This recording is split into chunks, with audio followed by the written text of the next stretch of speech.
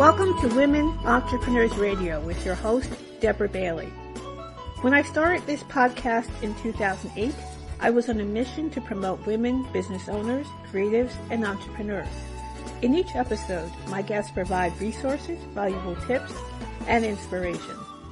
Women Entrepreneurs Radio is about showing women how to harness their natural strength to achieve success on their own terms.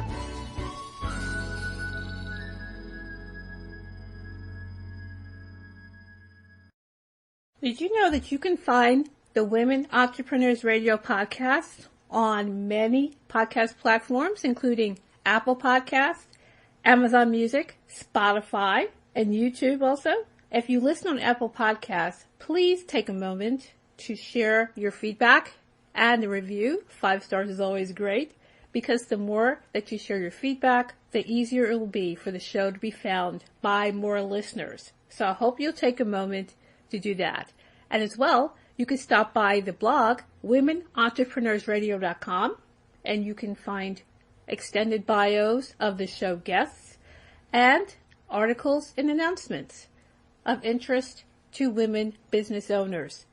So please make sure you stop by the blog and also subscribe to the podcast on your favorite podcast platform. Oh, wait, before you go, you can also stop by dbaileycoach.com to find out more about my nonfiction books and about my online writing courses for fiction authors. And dbaileycoach.com/brightbooks is where you'll find my paranormal and fantasy romance novels. And now, let's get started with the show. Hi everyone, welcome to Women Entrepreneurs Radio with your host, Deborah Bailey. I am so glad that you could join us today. And we're going to get started. And I'm introducing my guest, Todd. And she's the founder of Wildly Successful Women, a networking organization of over 10,000 members. She's also a teacher, author, serial entrepreneur, consciousness junkie, and a lifelong seeker of bliss for herself and others. With over 25 years as an energy medicine teacher and practitioner, and 15 years as an author, speaker, and executive business consultant, Dawn brings a deep understanding of sacred feminine energy, sensual manifesting, prosperity consciousness, and intention alongside grounded business practices. So welcome to the show, Dawn. Really glad to have you here. Thank you so much. I am so excited to have a conversation with you. Thank you. Yes, so am I. So before we get started in our topic, could you please share a little bit about how you got started in your work? Yes, thank you. I have been, oh my gosh, when you look back on your most formative story, there's always something that sticks out, right? And I owned a medical massage clinic for about 15 years, and I saw mostly folks with head injuries and post-traumatic stress disorder. And I have a lot of training in the body-mind medicine arena. And some things really shifted in that industry in the state I live in with insurance billing. The laws changed and our revenues dropped by 80% over the course of about 6 months. And out of that, I rebuilt that business, and what I learned in rebuilding it was how to build a business with energetic principles, how the alignment of energy and the non-physical part of the business contributes perhaps even more than all the tips and strategies and tactics in the world. And I really got passionate about helping entrepreneurs, especially women, understand these principles. And as I eventually left bodywork and started coaching full time, my work really started to be much about the body, right? So I have this system of looking at business through the body and understanding how what's happening in our body is directly related to what's happening in our business. And so from that conversation, it naturally was that I started really thinking about what is it that helps women manifest, right? Where do we really manifest from? And it's from that lower that lower power center, that the feminine power center, which is in the Celtic tradition called the lower cauldron, or the lower dantian, or first, second, and third chakra. But all of that sort of taken together is all about our sensuality, our sex, the legacy that we leave, our money, our survival. And so many women, for many reasons, totally disconnect from that part of their body. And then is it any wonder that our prosperity and our abundance seems like it's such a chase? Mm-hmm. Right? Mm-hmm. Does that make sense? I'm sure it does to you. Yeah, you've been around that block, I'm sure. Yeah. That's true. Those are great points that you're making. I think that it is different for women, and a lot of times they're not really taught how to tap into that. Well, and really just culturally, it's just not the conversation you have. Like, it's okay to feel, to actually cultivate and feel from below the waist, and sometimes not safe because we haven't been taught how to set really good boundaries with that energy, just like the banks of a river have to be solid, and the more solid and firm they are, the more water it can hold. So our boundaries have to be solid and secure so that we can hold more of our own energy. And so in learning how to balance boundaries and the flow of energy, we then can hold more in our field, which of course means you say yes to more money and more pleasure and better sex. And can I say that? Yes. We can talk about sex. Okay. We forgot to clear the okay words. Yes, you can definitely talk about that.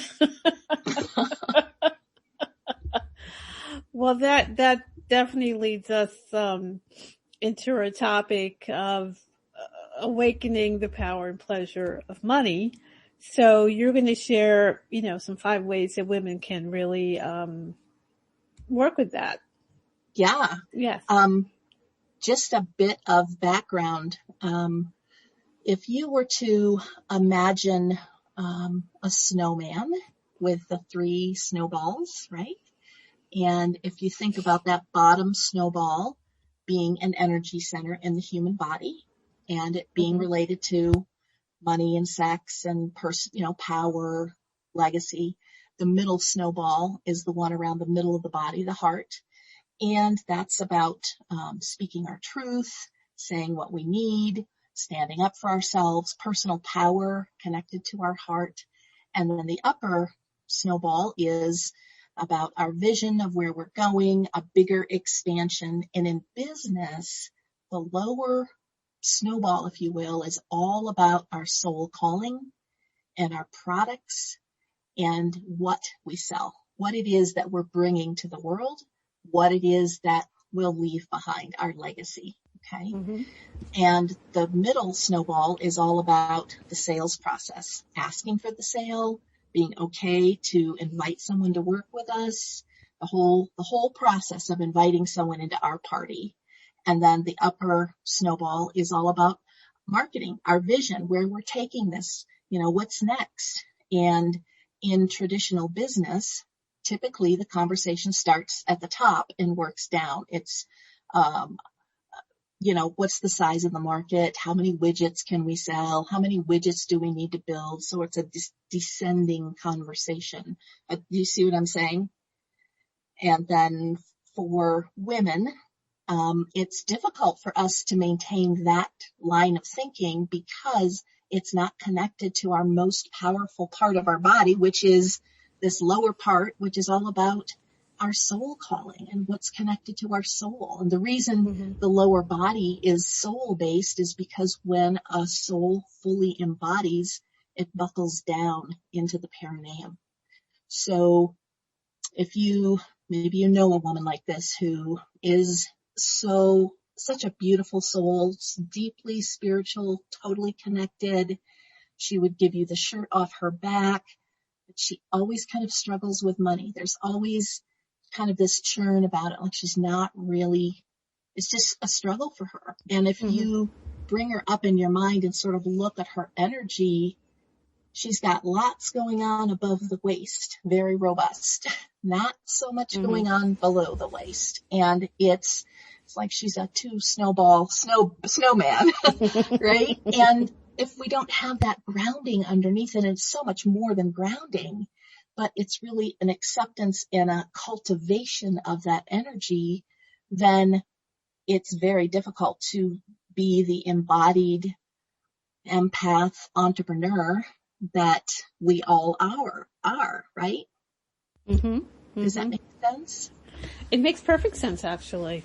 Yeah. I think that says a lot for, how women hold their energy and how they think it should be applied. Right. And so when we think about, okay, I need to make more money in my business, or I need to really, amp things up, the first thing we need to look at is what you're selling or what you're doing totally aligned with the work that you're here to do and the soul contracts that you have and your soul expression, I guess I'll say. And because I was, diving into this question, I became an Akashic reader. So I'm an Akashic business coach, which means we look at the Akashic records of you and your business, because the business Akashic records are in an entrepreneur's records. So do you know what you've probably heard of the Akashic records, I'm sure. I've heard of them, but I think it would be great if you could just explain a little bit about them for the listeners who may not be as familiar. Sure. Great. The Akasha is the place where we store the stories of our soul, basically all of our soul contracts and our agreements, the things that we said we wanted to come and do, learn, experience. And sometimes when we make a strong declaration or we have a strong point of view in one life, that declaration can carry forth into other experiences, because time is very flexible, right? So understanding what the soul agreements are can help us free up to bring the right product to the market that we are deeply aligned with. Okay. Along that line of understanding what's going on below the waist, I also have studied sex, love, and relationship coaching and tantric work, because that's how we cultivate that energy. There's a big connection between how we're using our sex as energy. We can talk a lot about the act of sex, but I'm talking about the energy of sex, right? So how we're using our energy, our sex energy, and moving it through the body to really manifest. Again, that amplifies the soul calling when that's deeply connected, because of course every soul got here through sex. Everybody. Good point. Right. No one is exempt. Well, I think except one person. But that's a good point. Yeah, I think a lot of times people don't bring in every part of themselves, and it sounds like that's what you're saying, that it's not just something that you're looking at your business just from mentally, just kind of above the waist kind of things, but that your whole being should be involved. Well, and I think really the evolution of our species is really calling for that. Like we don't have, if lockdown taught us anything, it was like, I am not wasting time on things that don't bring me pleasure and joy. I mean, did you discover that too in your experience, like prioritizing life? Yeah, definitely. I think so. Actually, I was talking to a friend of mine earlier, about someone that we know who, has an illness, and you just kind of don't know what to say. And the idea is that you realize that you should be, I guess, taking advantage, I don't know if that's the right word, of life and what you do, and enjoying every day that may seem like a cliche sometimes the way it's said, but it's really true because, Right. you know, you don't know what could happen and you need to enjoy those moments that you're in. Mm-hmm. I firmly believe that the guidepost for soul calling is located in what feels good and our pleasure. The things that bring us delight, that are so easy, that, I don't know, that just, there is a titillation to it. Like if you really feel into what brings you deep delight and joy, especially in your business, you'll discover that there is a little party in the pants that starts about business that really lights you up, right? Mm-hmm. So Mm-hmm. one of the things you really want to do is understand, what is it that I can do to cultivate this energy? And if I'm saying no to it, maybe having a conversation with somebody about how can I free that up, right? Like it's not only at a soul level, but at a physical level. And I think really using all the tools available, whether that's exercise, herbs, there's lots of different tools to sort of cultivate a robust, sensual energy, I'll say. Mm-hmm. Yes, and that makes a lot of sense. And I think it's another point to make that just comes to mind, that for some people, they don't realize it's something that they may feel good about is something that they're drawn to. You know, sometimes they push that aside or ignore it or think that doesn't mean anything. You know, right. do you find that in your interactions and in your work with people that maybe they're not always ready to embrace that? Well, there's a certain belief and I'll call them agreements that we make where we then want to prove that agreement true, that it's not okay to have fun, that, hard work is a badge of honor, that the more exhausted you are, the more entrepreneurially savvy you are, right? Like there's all these myths about why we just really shouldn't have or can't have what we want. And I think especially for women, those come into play. And as empaths and sensitive souls in business, if you have a family, that's often, really pulls on our energy and distracts us from our work, again, setting strong boundaries so that when we're with family, and when we're not, we're not. Exactly. And it also, I think, can also be pressure on women who may feel that they've got all these things that they're supposed to do and maybe feel some guilt around doing things that are pleasurable. A lot of shame.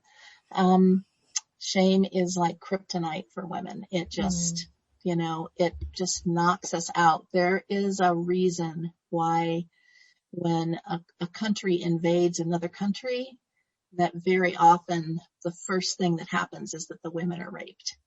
And why is that? Is it just about making more babies? Maybe, but it also disempowers the whole house. The whole household is disempowered with that. Women are in shame and that they're just out of their power. So when we think about something pleasurable or happy or an experience we've had, just thinking about it starts to change the neurotransmitters in our brain. So one of the ways we can lift ourselves up off of excessive burdens and feeling that exhaustion is to even spend some time daydreaming about what would be so awesome, what would feel really good. That is a powerful way to change our brain chemistry in a heartbeat, because it calls us forth into our next greater good. Yeah, and that's a great point, because I've definitely read how if people are thinking the same way all the time, that the brain is like wired just to kind of do the same things over and over, and you kind of just get stuck in that. We do kind of get stuck in neural patterning where it's Groundhog Day. We just live the same exact day over and over and over.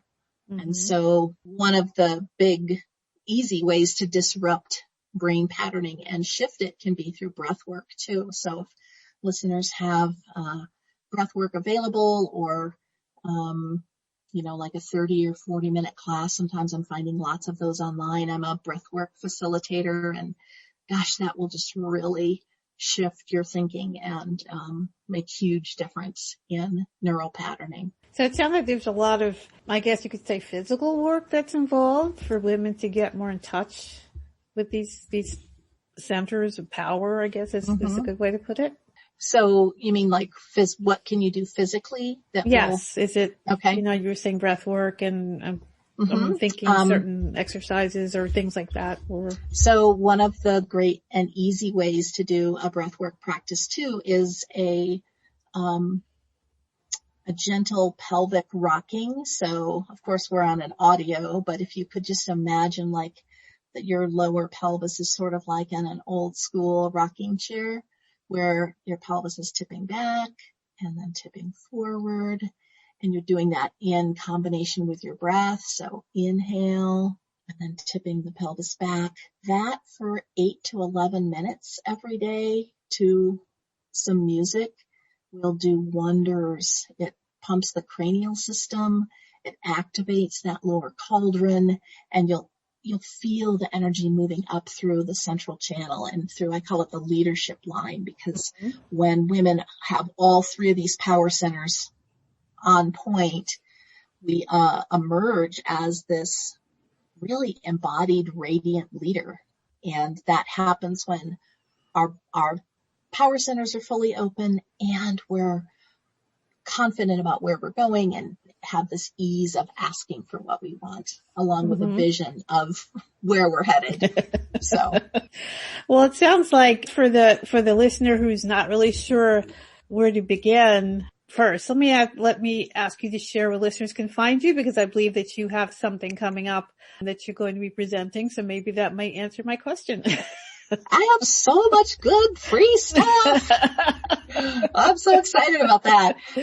If you go to dawntodd.com /podcast, there is a music playlist. So you could use that while you're breathing. There is a copy of one of my books on that link that you can download for free. And there's also a link to a training, a 5-day training that I'm doing called the Venus Experience for empath entrepreneurs. And we're going to be activating the 5 Venus powers, and we're going to be doing group Akashic clearings around the power centers, as well as activating the Venus powers within us. And I'm really excited because it'll be a free class for 5 mornings starting May 10th. So the link will be on there, and it'll be done through Facebook Live. So super accessible for people. So lots of ways that they can take a dive into this world. And I think I have a couple books, and I think on the front of my site also I think you can download 2 books for free. Yeah, I think they're both on the front of my site, and I know for sure one's on Dawn Todd at podcast. So great, lots of ways if you want to read about it. Well, that's great, because you'll definitely be sharing that link with everyone so that they can take advantage and sign up for this. And that did lead me to the question of what women can do to start this process. If there's, something they could try first, would you recommend breath work, or would you recommend any kind of meditations or exercise? Where would a person normally start out on this journey? If you were just starting out on this journey and you didn't want to read something or listen to a video, I would probably start with really getting acquainted with yourself from the waist down. There is real power in taking our pleasure into our own hands, so to speak. And for some women, that's something they never consider. Even just, holding the yoni or holding your lower, your first and second chakra, and just saying to yourself, gosh, I'm open to whatever could be here, right? Just beginning to open the door to being fully embodied in that way. Sacred self-pleasure doesn't necessarily have to be about self-sex. It can be about just feeling good in your body.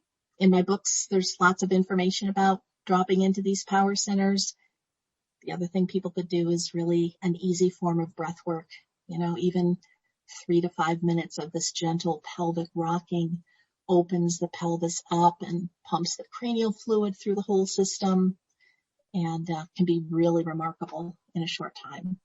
That sounds really great. And it seems as though these are things that people could do each day that's not necessarily taking them all day to accomplish, right?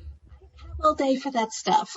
I don't know about you, but no, I got a big family and a lot of grandkids, and I got people to see, places to go.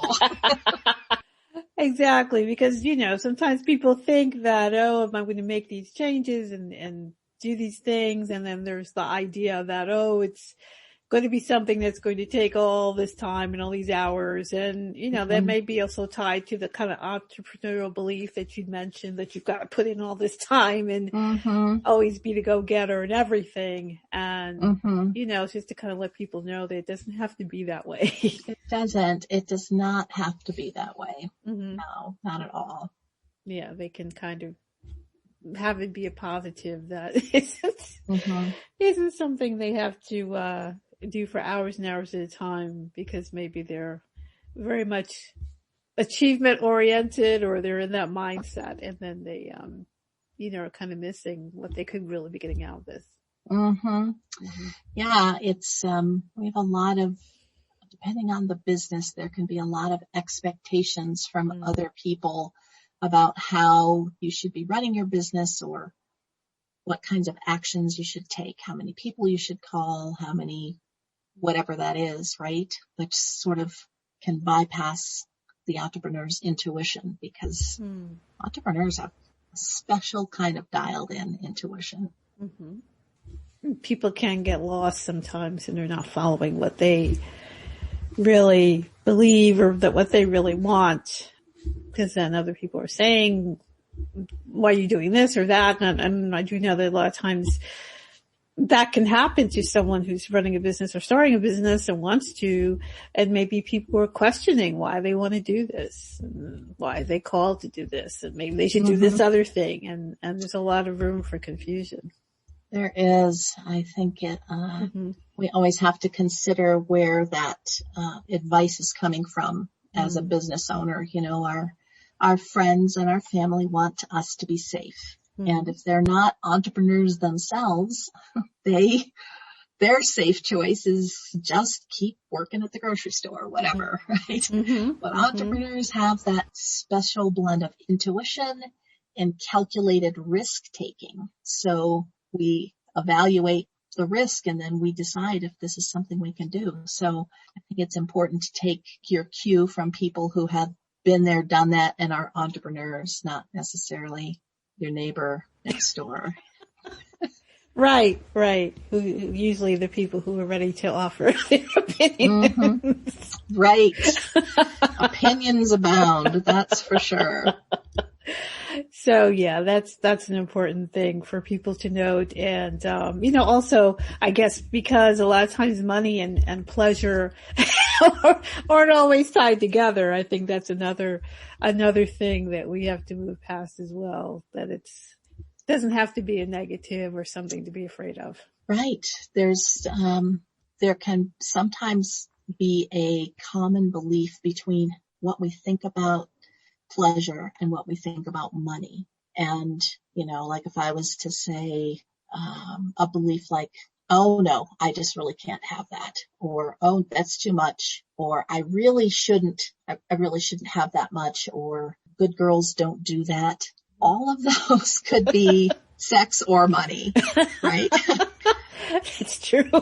So the beliefs about those two things really can get intertwined. So I often say what happens in the bedroom is reflected in what happens in the boardroom. So our lack of confidence in asking for what we want, in a sensual way, or being able to receive it, or being okay with feeling that good, can be reflected in us saying, unconsciously, of course, like I'm really going to sabotage myself, and it's not okay for me to make that much money.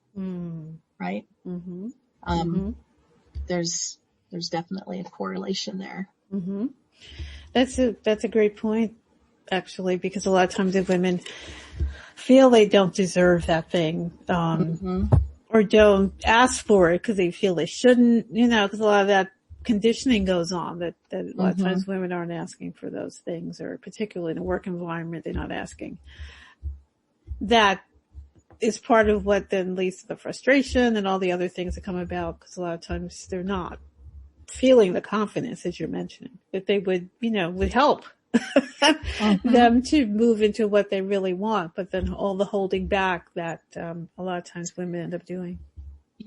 It's always so clear to me that we don't need more strategies and tips and, inside hacks about business or life, really. There's plenty of that. If it's just about information, you can Google that, right? It's so much more about the alignment of our energy and the choices that we make. And I think that's why programs like yours are so important, because they're serving people with information that's different than just a checklist of what to do next, right? Because in our conversation and people listening to this, there'll be some kind of a resonance within the body, because sound carries information, right? So especially the spoken word, I'm so grateful for podcasts, and thank you. You've been doing this for so long. Thank you for that, because you've impacted so many people through the power of the voice. And, that's how we're really going to create change for people. It's not necessarily about the checklist. So, well, that's a great point. And, thanks for that, because it's really just conversations and things like that. And I think we often can get very lost in all the checklists and blueprints and things like that. And, they really aren't one size fits all, even though a lot of times they try to say that they are. And people try to fit into those boxes, and when they don't work, then that's more frustration. More frustration. Yes. Yeah. Because they're not for everyone, or maybe something has to be really adjusted for who you are, but then, right. You don't know that. Right. There's, our as an entrepreneur, and especially ones who are, empaths or energetically sensitive, already have great intuition. So when we start listening to other people's opinions about what's right for us, then sometimes things go sideways. So that intuition in business idea is super important to follow as a thread. So yes, I totally agree. And I hope that more people listening to this will realize that they can trust that, more often than maybe they thought that they could, because that's not always what they may hear, when it comes down to business, affairs. So I think this is an excellent approach, and particularly for women to really take in and understand much better than maybe they've been told up to this point. We've covered all these great topics here having to do with energy and everything for women, and I really love that a lot, because that's really what I like to share. I think this is really, really informative and extremely helpful, Dawn. So do you have any final thoughts to share with us around these topics? I would just say, if you're listening to this, and no matter, if it's after this class or this class I'm teaching, or just at some point in the future, just drop into your own center of knowing and ask, is this something that's really right for me? And could I make a bigger impact if I said more to all of me and listened to my own intuition? And if the answer is yes, I would encourage you to follow that and follow that thread. It's whether it's with me or someone else or all of Deb's great guests, like follow that, right? Follow up on that. Don't say yes to yourself. That's the message. Say yes to yourself more. And that's a great message. It's totally a great message, and a lot of people, I think, need to hear that and get a lot from that for themselves, so they can really get what they want out here. So, Dawn, I'm really happy that we got a chance to connect and Me too. have this conversation, because I think it's really important, especially now after everything over the past year or so that people have gone through, and business wise and every other way, for them, to get this information and to also find out more about you and your upcoming program. I think that's great. So I want to thank you for joining me today, Dawn. Oh, thank you so much for having me as a guest. I'm really honored to be here. Thank you. Okay, so everyone, I know you enjoyed this. And of course, as I always ask, please share this on social media. And please make sure you stop by Dawn's site and sign up for her program and check out her books and everything, so that you can get more into this topic and use this for your benefit as well. So everyone, once again, it's been Women Entrepreneurs Radio with your host, Deborah Bailey. I want to thank you so much for joining us, and we will see you again next time. Bye-bye. Thanks for joining us. Don't forget to stop by womenentrepreneursradio.com to read extended bios of the show guests, and also find links there for their websites and any offers that they have shared with you. And stop by our Facebook page at facebook.com/womenentrepreneurs.